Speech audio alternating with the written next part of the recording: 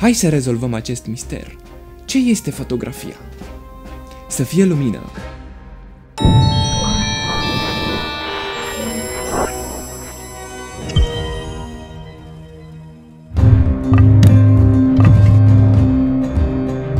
Ideea de a transpune realitatea pe o suprafață plană exista încă din preistorie, urmând ca 40.000 de ani mai târziu să exprime adevărate portrete de artă, scene cu o deosebită simbolistică și atenție pentru detaliu. Conceptul de a pune realitatea într-o cutie obscură exista în vremea lui Aristotel, iar în 1829 fizicianul francez Joseph Nicéphore Niepce realizează prima fotografie din istorie pe străzile Parisului după o expunere de 8 ore, pe o placă metalică tratată cu substanță fotosensibilă. A apărut meseria de fotograf, iar în 1861 prima fotografie color rezistentă.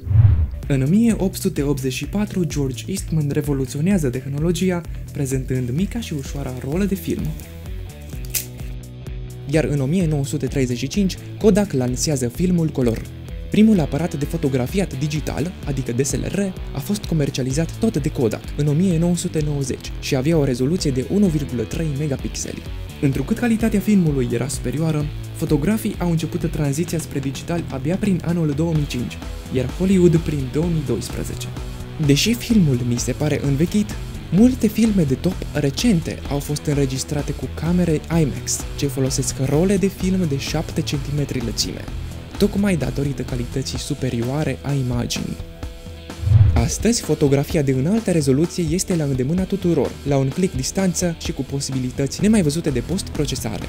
Întrucât avem o cantitate imensă de imagini, ne întrebăm dacă și calitatea acestora este pe măsură.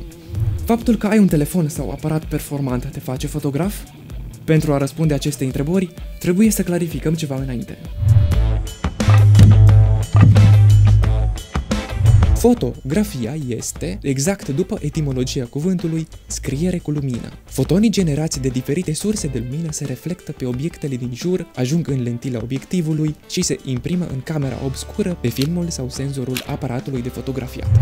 Fotografia nu constituie capturarea realității exact așa cum este, într-o fracțiune de secundă, ci o interpretare bidimensională a unei părți din realitate într-un anumit interval de timp. Fotograful alege subiectul, elementele ce intră și cele ce nu intră în compoziția viitoarei imagini, unghiul și distanța față de ele. Este responsabil de intensitatea și unghiul cu care bate lumina și va controla culorile și contrastul în funcție de cum consideră că e mai potrivit la post-procesare. În final, imaginea va fi probabil printată și va lăsa o amintire frumoasă peste ani. Fotografia trebuie tratată ca o artă. Fotograful trebuie să înțeleagă lumina, să aibă o bună percepție vizuală și emoțională a oamenilor și un simț estetic. Ce îmi oferă fotografia? La ce mă ajută de fapt? Eu o definesc ca arta de a transmite o poveste, amintire, emoție sau mesaj prin intermediul unei imagini statice. Iată farmecul. Imaginea nu mișcă și totuși îți transmite o mișcare. Dacă nu fizică, atunci lăuntrică. De obicei dorești să fotografiezi un subiect atunci când e în cea mai frumoasă formă a sa și așezat în cel mai potrivit context, în concordanță cu mesajul pe care tu, ca fotograf, dorești să-l transmiți. Până la urmă, de ce fotografia? Pentru a captura în timp și spațiu imaginea unei persoane, o amintire frumoasă, o amintire tristă sau un obiect. Capturăm o bucățică din realitatea noastră și o păstrăm pentru mai târziu sau pentru altcineva. Dacă persoana care vede imaginea spune ce frig era, sau ce tare bătea vântul, sau ce frumos e acolo, atunci fotografia e reușită. Ținta unui fotograf nu este ce faină e poza, ci ce fain e subiectul. Iată la ce mă refer.